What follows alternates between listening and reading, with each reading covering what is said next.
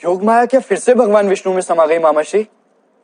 नहीं पुत्र अभिमन्यु, भगवान विष्णु की योग माया संसार में धर्म स्थापना के लिए सदा ही प्रकट होती रहती है। कभी शक्ति के रूप में, कभी भक्ति के रूप में, तो कभी व्यक्ति के रूप में।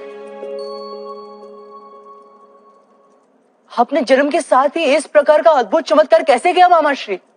पुत्र सुतसोम, मनुष्य के रूप में जन्म लेने वाला व्यक्ति चमत्कार नहीं कर सकता।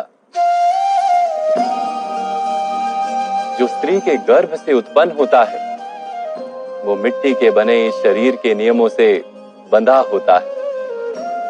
उस पर जन्म, वृद्धत्व, रोग और मृत्यु, इन चारों का परिणाम निश्चित होता है।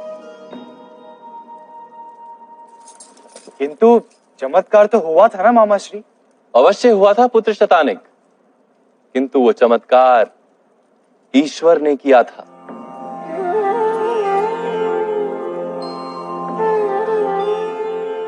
जब समाज में फैले अधर्म का नाश करके धर्म की स्थापना करने की इच्छा प्रत्येक मनुष्य के हृदय में जन्म लेती है, जब पाप एक सीमा तक पहुंच जाता है, तब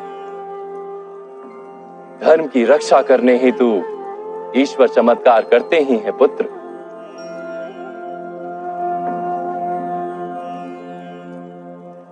धर्म की स्थापना हेतु मनुष्य जब अपना स्वार्थ, अपना मोह, इन दोनों का त्याग करके बलिदान के लिए सज्ज हो जाता है, तब सारी सृष्टि चमत्कारों से भर जाती है। मेरी माता देवकी और माता यशोदा के बलिदानों के कारण ही उस कारागार में चमत्कार हुआ था वंश। यही सृष्टि का संतुलन है। किंतु ईश्वर चमत्कार तभी करते हैं जब समाज में चारों ओर अधर्म फैला हो, फिर भी मनुष्य के हृदय में धर्म का वास। मनुष्य संघर्ष करने से कभी भयभीत ना हो। जब जब पाप के सामने मनुष्य अपनी शक्ति की आखिरी बूंद तक युद्ध करता है, तब उसकी रक्षा के लिए ईश्वर चमत्कार करते ही हैं वत्स। उस द्यूत सभा में भी पांडवों के साथ अनेक अन्याय हुए, किंतु इन्होंने धर्म का साथ नहीं छोड़ा।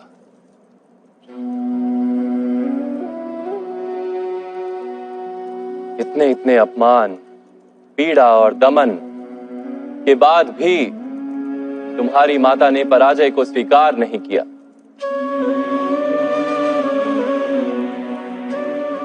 इसीलिए ईश्वर ने चमत्कार किया वत्स। अर्थात यदि संसार से, सृष्टि से और ईश्वर से सहायता प्राप्त करनी तो सबसे पहले अपने स्वार्थ और मोह का त्याग करके संघर्ष करना पड़ता है।